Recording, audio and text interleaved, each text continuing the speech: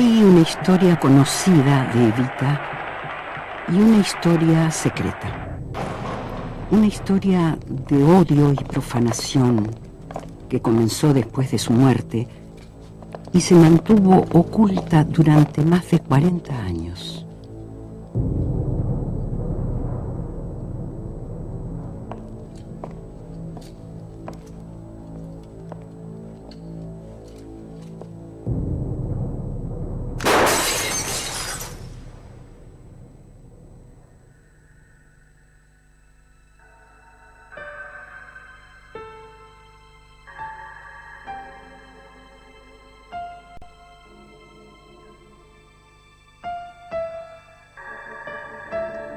En el cementerio de la Recoleta yacen los dueños de la Argentina, sus descendientes y seguidores, como el general Aramburu, quien hizo desaparecer el cadáver de Evita y lo pagó con su vida. Y allí, a pocos pasos, entre los aristócratas que tanto la despreciaron, está esa mujer, María Eva Duarte, la actriz que el presidente Perón convirtió en primera dama. Su cuerpo, oculto a 8 metros de profundidad, guarda las claves de su propio misterio. Me parece mentira volver a estar en este salón donde esa mujer maravillosa que fue Eva Perón recibía a tantos necesitados, agremiales, a tanta gente humilde, legiones de personas que venían hacia ella para conocerla y para decirle sus necesidades, a las que ella acudía siempre en una forma tan integral como fue toda su fundación por ella creada. Yo la conocí justamente en uno de los hogares de tránsito que ella instituyó, que fue uno de los tantos establecimientos, miles diríamos, que formaron la Fundación Eva Perón. Emprende la fundación con un arrojo y con una sensibilidad a su vez desbordante, y le falta tiempo para hacer tanto como ella hubiera querido hacer. Mucho es lo que hizo.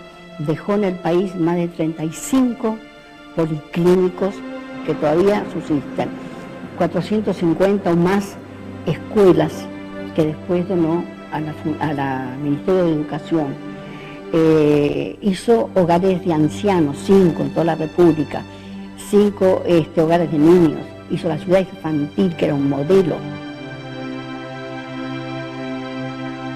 Esa era el enorme amor a los humildes que tenía y el sentido de igualdad con el ser humano.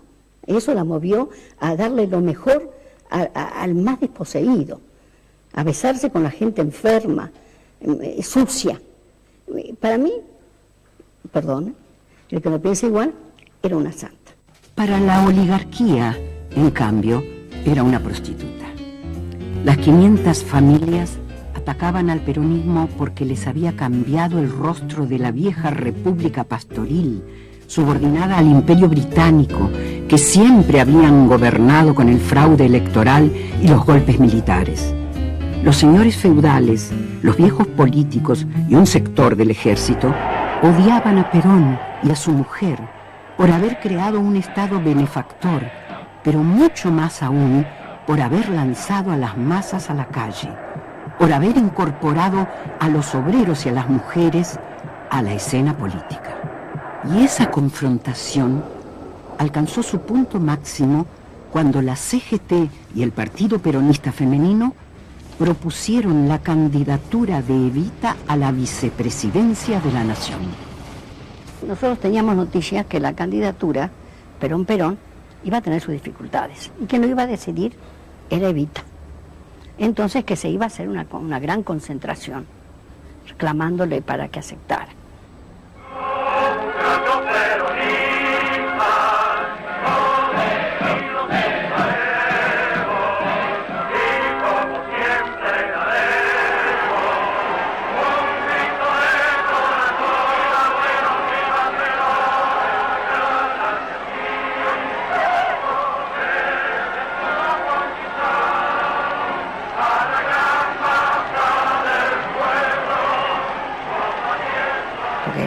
mujeres, los hombres, los trabajadores, el pueblo, clamando que para que Evita aceptara. Y ella no terminaba de decidirse, que tenía que pensar, ¿no? Y ya Evita, que aceptara Eva Perón. Viendo tal magnitud de gente y tal fervor, si ahí se dio cuenta que ante el pueblo su figura trascendía a lo de Perón.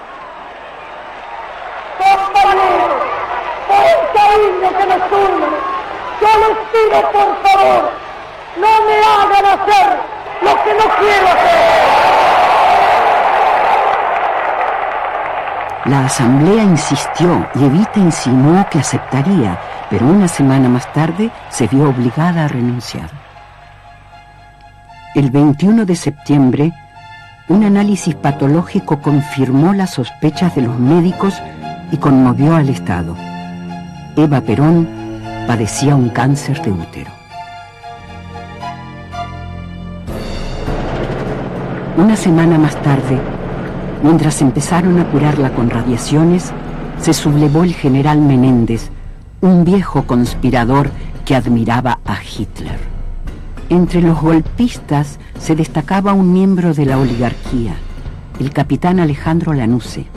Los sublevados se proponían asesinar a Perón y Evita, pero fueron derrotados en pocas horas. La CGT se movilizó en defensa del gobierno. A Evita no le dijeron nada hasta que la situación estuvo controlada. Indignada por no haber participado, exigió hablar al pueblo desde su alcoba. Yo espero estar pronto en la lucha con ustedes, como todos los días de estos años felices de esta nueva Argentina de Perón. Y por eso les pido que rueguen a Dios para que me devuelva la salud que he perdido, no para mí, sino para Perón y para ustedes, para los descansados. Intuía que le quedaba poco tiempo de vida. Temía que Perón, sin ella, fuera traicionado por los militares y derrocado por los oligarcas.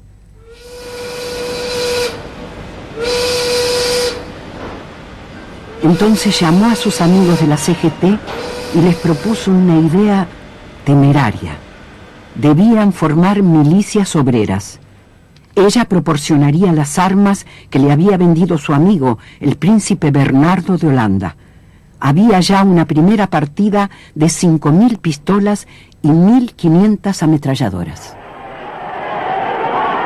El 17 de octubre saltó de la cama y fue a la Plaza de Mayo a exigir que el pueblo se organizara contra nuevas conspiraciones.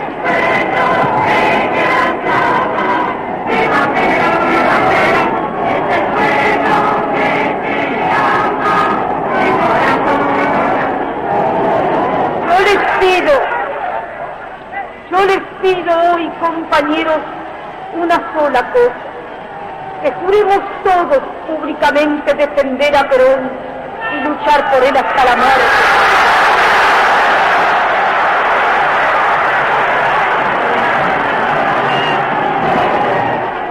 Y nuestro juramento será gritar durante 1 minuto para que nuestro grito llegue hasta el último rincón del mundo: la vida por Perón.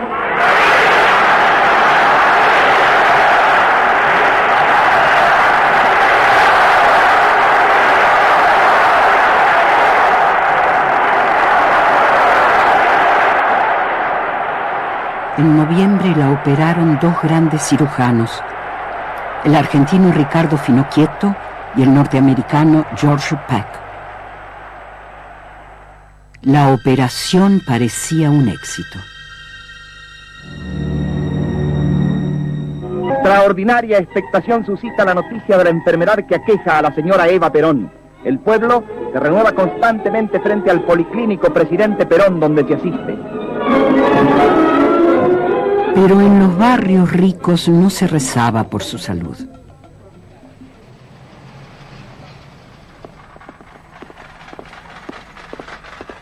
Exigió votar en la cama del hospital. Era la primera vez que votaba en su vida. La primera vez que votaban las mujeres en la historia argentina.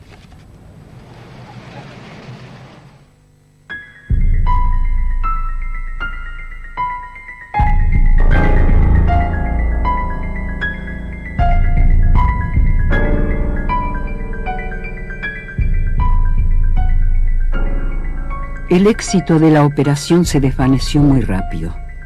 En febrero, los médicos la desahuciaron. Moribunda siguió trabajando en su residencia y el 1 de mayo regresó a la plaza. Estaba por cumplir 33 años y pesaba 37 kilos. Pese a su extrema debilidad, pronunció su último discurso, el más violento de su vida. ¡Yo les pido a Dios que no me permita que triste foto levantar la mano por Perón, porque no hay despedida, no hay despedida. Ese día mi mujer, yo saldré por la defensa del pueblo, yo saldré por la defensa de la patria, muerta vida para no dejar a quien fui la vida, pero peronista.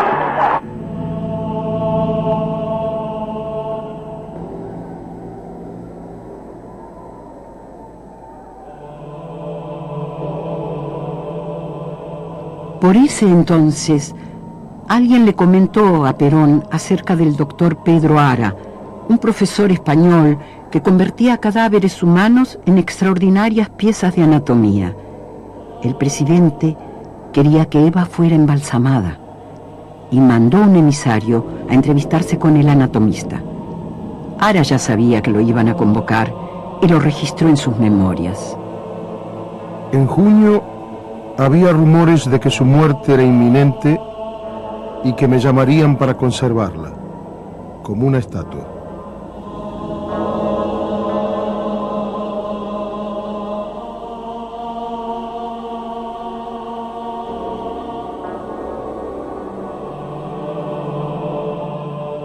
El 4 de junio, Evita dejó su lecho de enferma para acompañar a Perón, que asumía su segunda presidencia. Juro por Dios nuestro Señor y estos santos evangelios desempeñar con lealtad y patriotismo el cargo de presidente de la nación.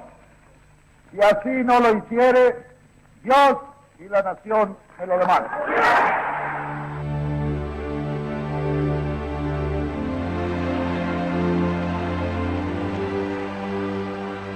Fue el adiós a esas calles que la vieron llegar de la provincia.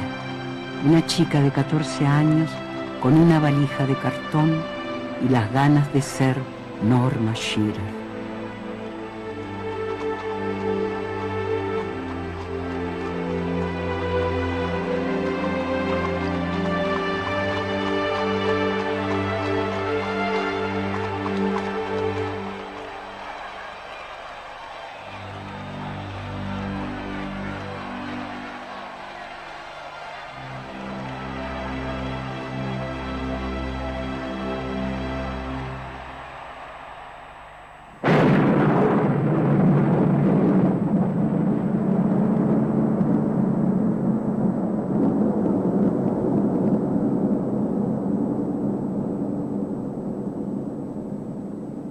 Cumple la Subsecretaría de Informaciones de la Presidencia de la Nación el penosísimo deber de informar al pueblo de la República que a las 20:25 horas ha fallecido la señora Eva Perón, jefa espiritual de la nación.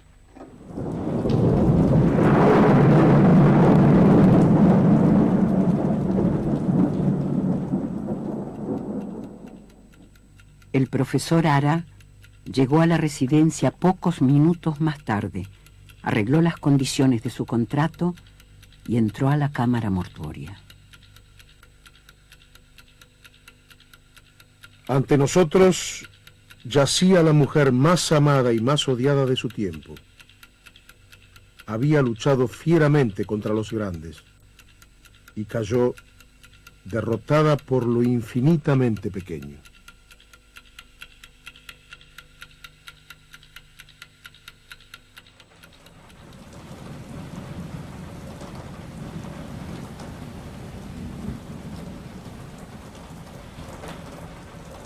Amaneció.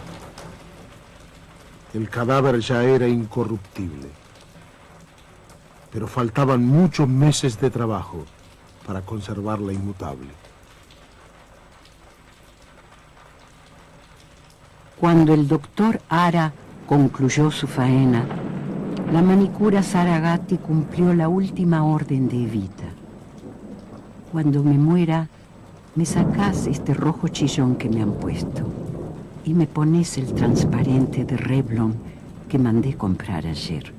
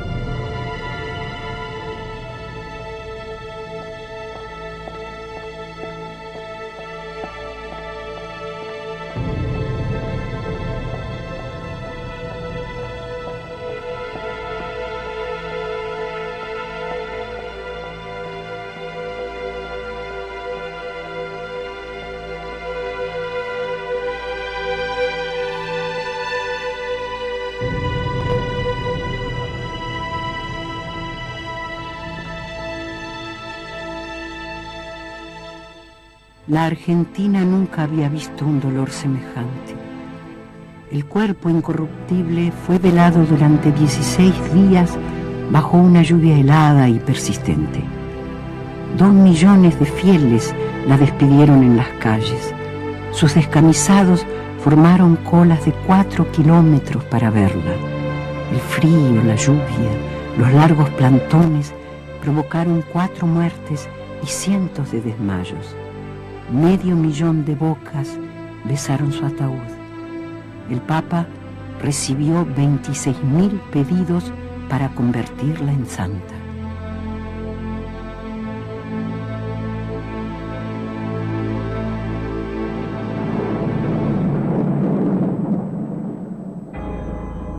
Mientras el mundo entero se asomaba a esos funerales sin parangón en la historia, el doctor Ara libraba una guerra secreta. Algunos personajes abrieron el féretro 2 veces para desempañar el cristal de la tapa, poniendo en peligro la estética de la conservación. Desde ese momento ya no habría paz para el cadáver de Evita. Tuve que armar mi laboratorio en el 2º piso de la CGT. Yo no quería, porque era un centro de lucha social que podía dar lugar a disturbios, pero el presidente no me dio alternativas. Evita debía descansar en la CGT hasta que se construyera el monumento al descamisado, una obra faraónica, 3 veces más alta que la Estatua de la Libertad.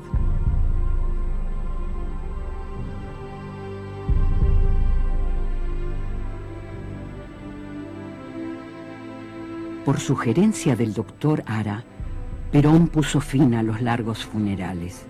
Los restos de Evita recibieron en el Congreso los honores correspondientes a un presidente en ejercicio y el 11 de agosto fueron transportados a la CGT sobre la cureña de un cañón que arrastraban 38 dirigentes sindicales.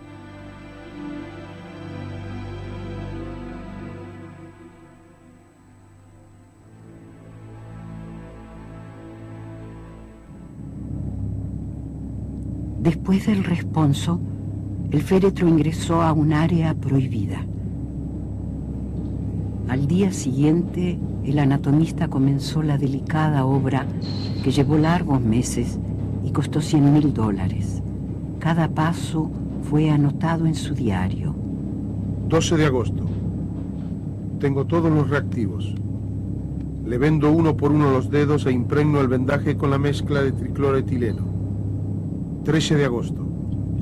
Baño con acetato y nitrato. Me aseguro que la cabeza y las manos estén sumergidas. 14 de agosto. Revisión y movimiento del cadáver. 15 de agosto. Descubro el cadáver y le saco las almohadillas de los párpados. 26 de agosto. Al cumplirse el primer mes, hay una marcha de antorchas. Temo un desastre. Una brasa arrastrada por el viento puede encender los reactivos y destruir el cadáver.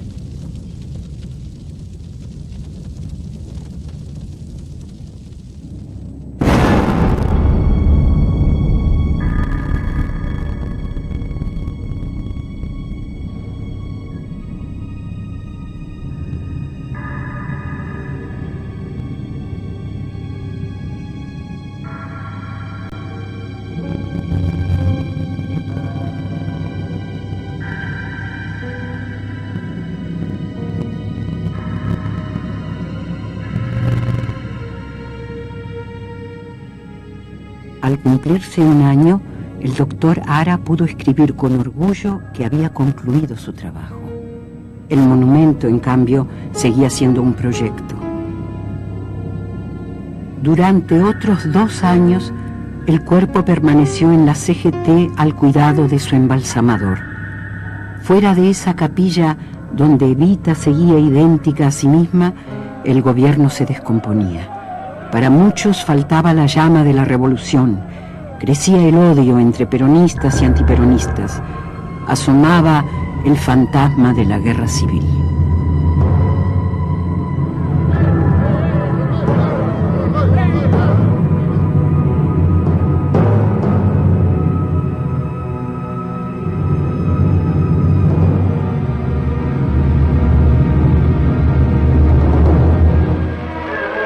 De junio de 1955. Pasado el mediodía, inesperadamente la silueta de un avión se recorta sobre el cielo.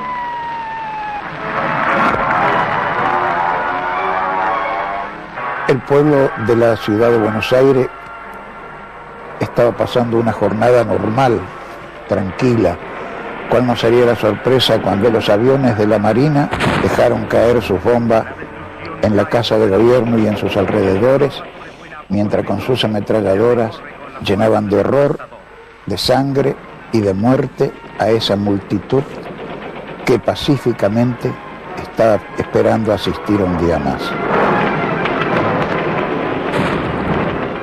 Cientos de muertos fueron el saldo luctuoso de esa acción fuera de toda lógica y de todo sentido humanitario. Desde la CGT partieron miles de trabajadores a combatir contra los marinos. La tiranía ha muerto. ¡Viva la libertad! El complot para derrocar y asesinar al presidente fue abortado, pero el gobierno estaba malherido. 2 meses más tarde, el 16 de septiembre, los conspiradores volvieron al ataque.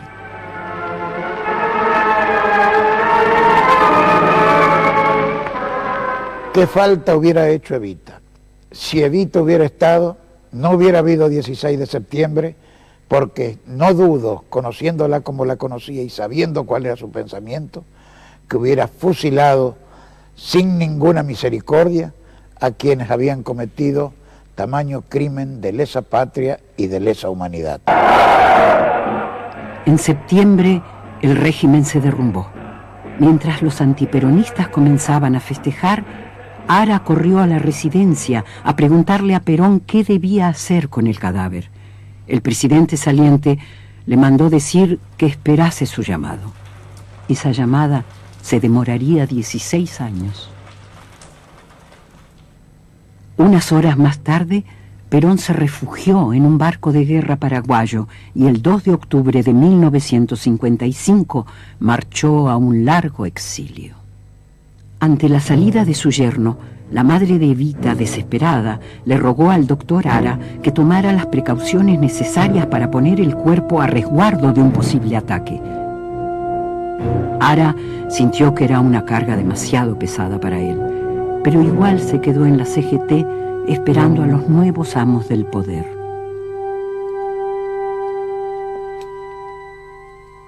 Los golpistas triunfantes no tardaron en preguntarse si eso que estaba en el segundo piso de la CGT era realmente el cadáver de Evita. No sería una muñeca de cera. Para averiguarlo, nombraron una comisión de médicos notables. Los notables le extrajeron un pedazo de tejido de la oreja izquierda para el examen histológico. Le cortaron un dedo para la huella digital. Le hicieron radiografías y tuvieron que admitir que era el cuerpo de Eva Perón y que el doctor Ara lo había conservado con todos sus órganos internos.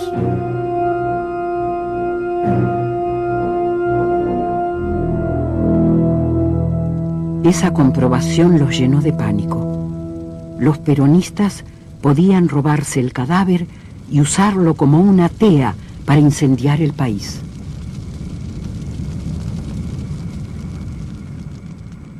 Los enemigos del pueblo en el poder hablaban barbaridades de Eva Perón y por otro lado de que el cadáver sería o incinerado o arrojado al mar por la Marina. La línea más dura de los golpistas asaltó el poder. Los peronistas los llamaron gorilas y el apodo se hizo universal. El almirante Rojas era la eminencia gris y el general Pedro Eugenio Aramburu fue designado nuevo presidente de facto. Tenían una idea fija: borrar al peronismo de la faz de la tierra. Se prohíbe el simple mención del nombre de Perón o de Eva Perón. Se prohíbe el uso de los emblemas partidarios. Se prohíbe tener en las casas fotografías de Perón o de Eva Perón o libros que hagan referencia a Perón, Eva Perón o a su gobierno. Y cuando triunfa esta línea, que es el 16 de noviembre del año 1955, la Marina irrumpe en la CGT.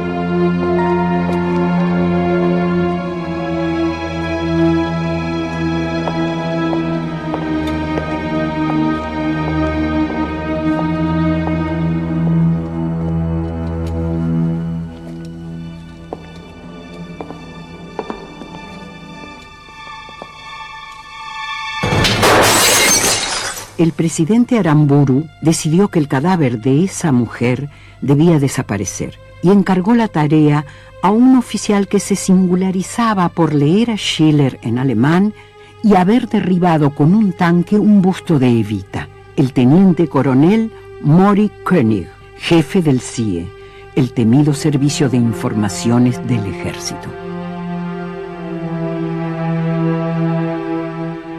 Ara no pudo entrar al laboratorio hasta que lo citó Mori König para un supuesto traspaso del cadáver. Metieron el cuerpo en el ataúd original, pero el militar no soldó la tapa como quería el médico. Tampoco le dio ningún recibo. El profesor se fue con los peores presentimientos.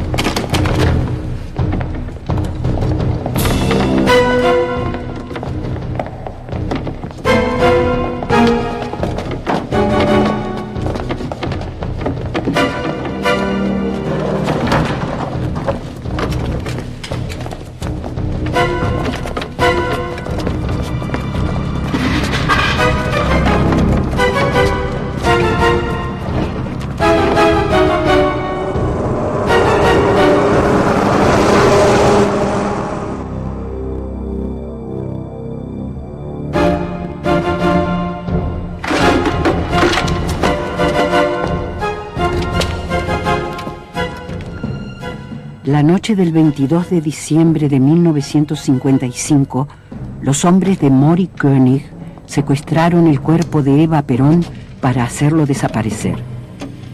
Pero pronto descubrieron que alguien los espiaba paso a paso.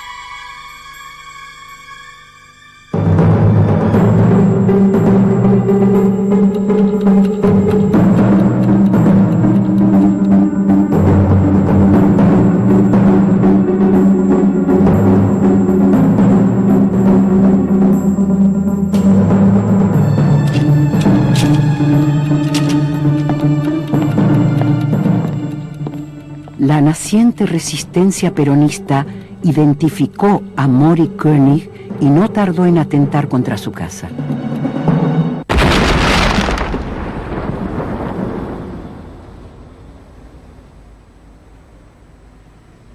Acosado por la resistencia, el coronel Mori König guardó a esa mujer a pocos metros de su despacho, hasta que el presidente Aramburu, alertado sobre las obsesiones sexuales del coronel con el cadáver de Evita, lo relevó sin dar explicaciones.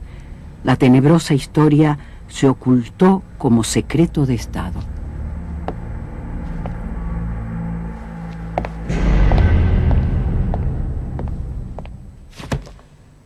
El nuevo dueño del secreto pasó a ser el teniente coronel Héctor Eduardo Cabanillas, un duro que había atentado contra Perón en sus exilios de Paraguay y Venezuela. A él le tocaría comandar la Operación Evasión. ¿Vive el coronel? Vive. Es una sombra olvidada que no hace declaraciones, aunque esta vez acepta hablar. El coronel Mori König había cometido algunas fallas muy graves, irresponsables y muy imprudentes, y hasta anticristianas, con respecto al cadáver. Lo conocía bien desde el colegio militar. Siempre fue un hombre perfectamente normal, ¿no? Pero a partir de ese momento que tuvo el cadáver en sus manos, se enloqueció, aparte con el alcohol. El tipo tomaba mucho y se enloquecía. Y él decía que esa mujer era de él, que eso le pertenecía a él. Al tomar posesión del Servicio de Informaciones, me encuentro que al lado de mi despacho, un cuarto que estaba destinado a los armarios de distinta documentación, se encontraba el féretro con los restos de la señora María Eva Duarte Perón. Fue una impresión bastante intensa, una emoción bastante violenta también, ver ese cadáver porque era prácticamente una muñeca, estaba intacto. Ni siquiera una modificación. El trabajo que hizo el doctor Ara era tan perfecto de que tenían todos los movimientos. La carne era como si estuviera viva, era perfecta, era una muñeca no de cera, de carne y hueso.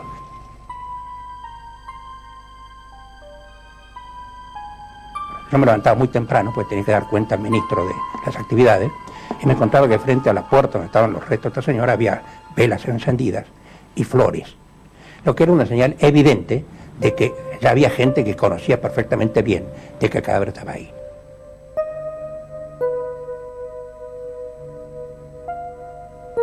Dos situaciones se presentaban en ese momento. Por un lado, la impresión que teníamos que había comandos peronistas preparados para rescatar ese cadáver y utilizarlo posteriormente como bandera política para sus fines. Y por el otro lado, personal propio del sector del gobierno, que tenían sus intenciones de hacer desaparecer el cadáver. Uno de esos proyectos era prácticamente destrozarlo y arrojarlo en medio del río.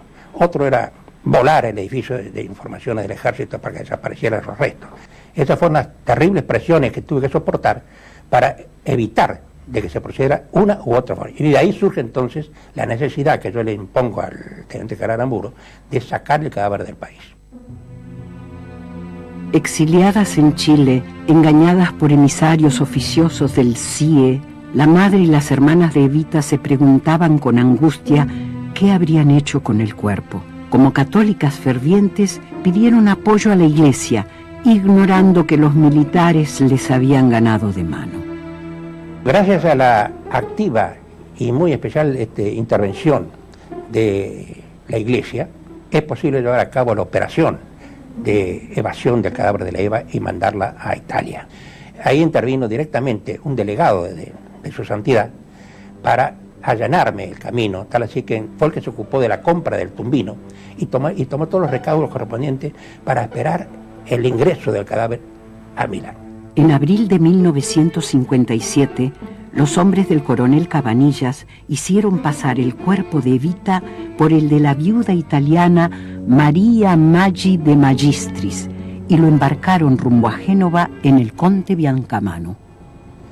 El cadáver fue depositado en el año 57 en un tumbino, como le dicen los italianos, de Milán, que habíamos comprado el tumbino ese por 30 años, propiedad 30 años, y nunca más se habló de ese problema. Nosotros jamás hicimos eco ni comentario, ni siquiera el teniente general Aramburu tenía conocimiento de dónde estaba el cadáver de la Eva.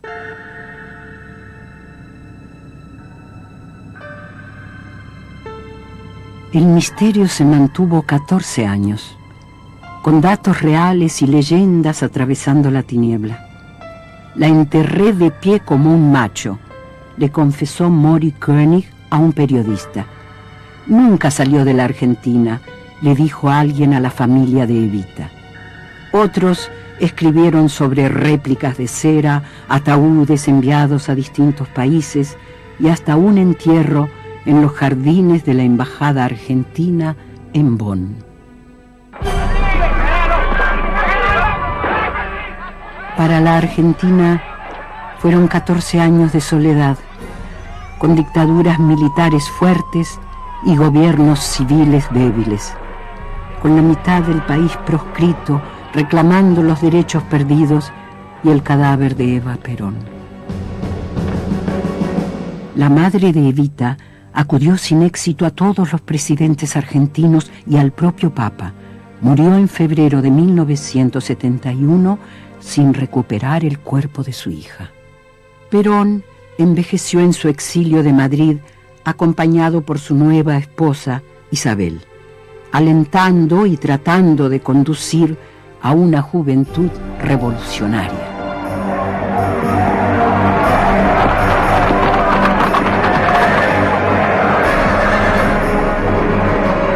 Esa violencia en manos de los pueblos no es violencia, es justicia.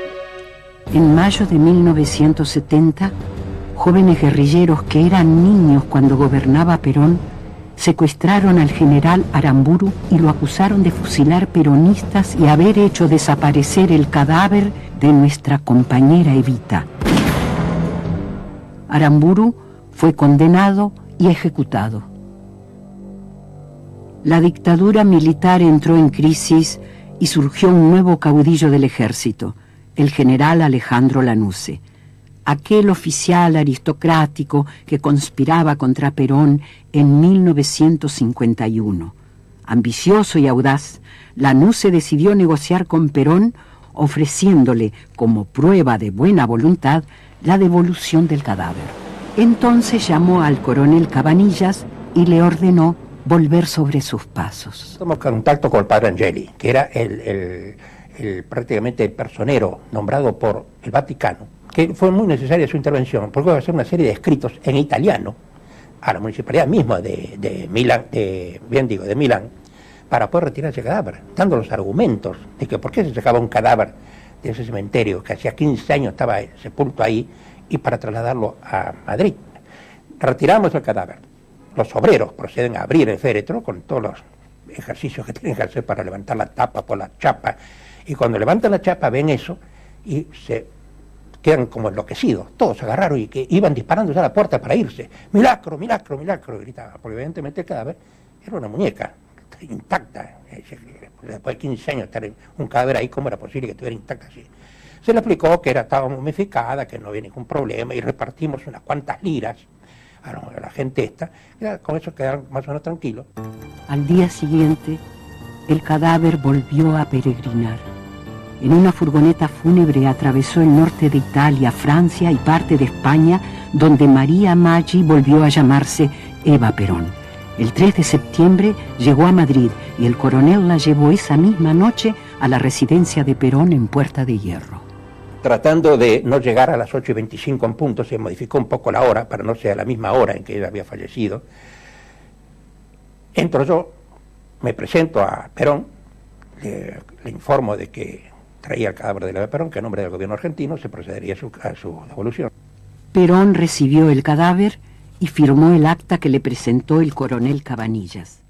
Sin embargo, en una carta a su prima Raquel, acusó a marinos y militares de haberse ensañado cobardemente con el cuerpo de Evita y se preguntó por qué el Vaticano se había hecho cómplice de la maniobra. Concluía: esos miserables todavía pretenden que les agradezcamos la devolución de los despojos.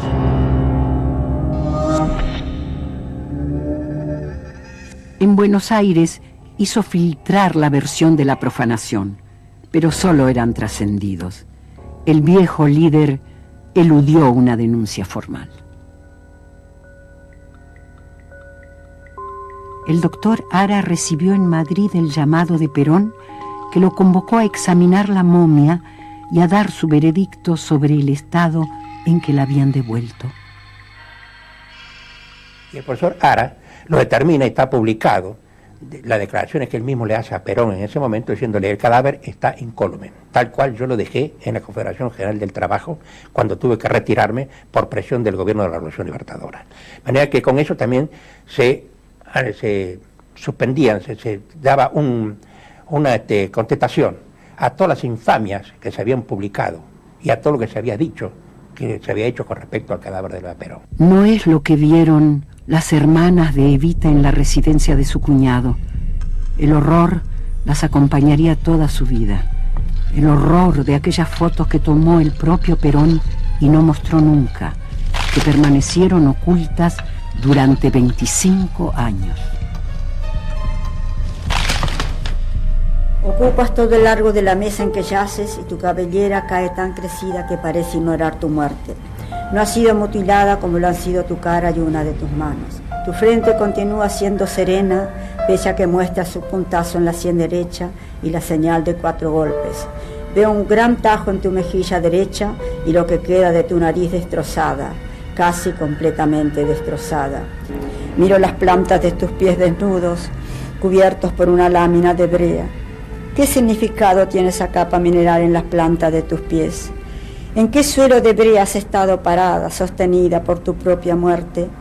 Perdón por esta infinita herida y por las otras, por el golpe que sesionó uno de tus dedos, por los que muestras en tu frente, por la agresión cuya señal guarda tu mejilla derecha, por mejor no continuar, ya que estoy segura de que a cada golpe, desde el temblor de tu alma, imitación de Cristo, habrás dicho: perdónalos, Señor, que no saben lo que hacen.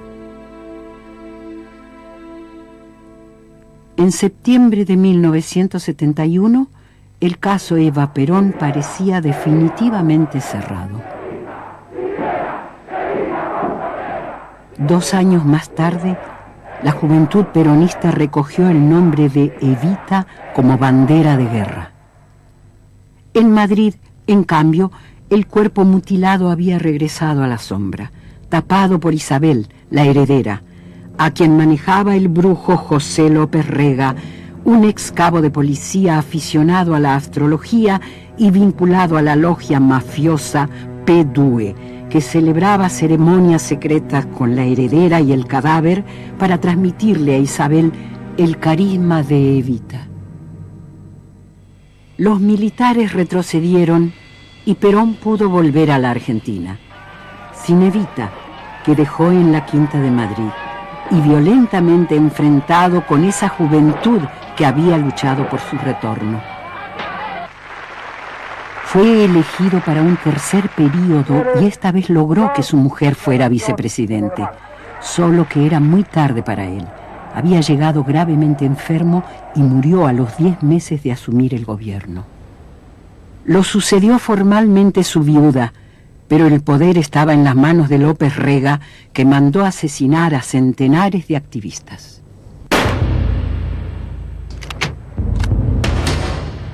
Una nueva tragedia ensangrentaba a la Argentina y la momia de Evita regresó de golpe al primer plano.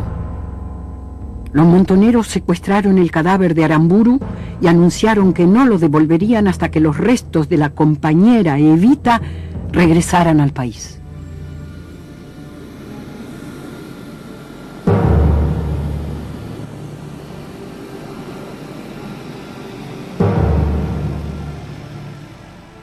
López Rega se vio obligado a traerla de Madrid, vigilada por sus pistoleros, y los montoneros devolvieron el cadáver de Aramburu. Isabel y el brujo abandonaron la táctica del ocultamiento y decidieron exhibir a Evita junto al féretro de Perón en la cripta fúnebre de la residencia presidencial.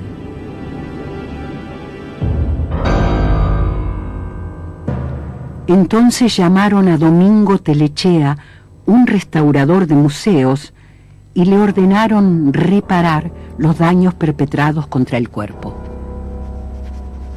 Las hay desde pequeñas lesiones superficiales hasta de bastante profundidad, inclusive importando algunos músculos importantes, huesos en algunos casos, a pesar de que, como se sabe, un cadáver momificado es un material sumamente duro, mucho más resistente que el cuerpo humano en vida.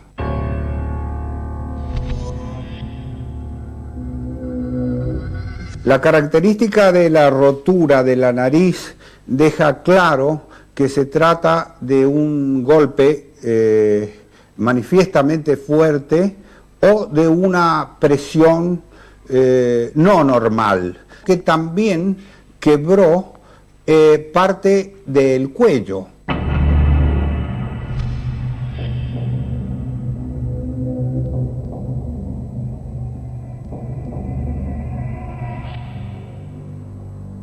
En 1976, una nueva dictadura militar reemplazó el caos de Isabel por el terror absoluto. 30.000 argentinos desaparecieron para siempre en los abismos marinos o en las tumbas sin nombre. Pero esta vez los militares no necesitaban el cadáver de Evita y encontraron la forma legal de ocultarlo. Finalmente, después de los agravios a los que fue sometido, del ultraje y del dolor de tantos años de estar sin saber dónde estaba, la Junta Militar decidió en el año 76 entregarla nuevamente a la familia. Y bueno, Eva llegó así, acá, a estar en la bóveda de su familia, acá en La Recoleta, bajo estrictas normas de seguridad que también el gobierno militar exigió y a las cuales cumplimos ordenadamente, por miedo también, miedo a que nuevamente desapareciera. Y bueno, llega el día de hoy en que Eva está enterrada a 8 metros de profundidad en una cripta, toda revestida en mármol. La idea quizás fue que enterrándola de esta manera, en el silencio, en la oscuridad de casi la noche, en el silencio y la falta de difusión para que la gente nunca supiera cómo había sido este episodio, quizás se creía que así Eva iba a quedar enterrada definitivamente, que iba a ser olvidada, pero la gente no olvida. No quiero nada para mí. Mi gloria es y será siempre el escudo de Perón y la bandera de mi pueblo. Y aunque dicen el camino girones de mi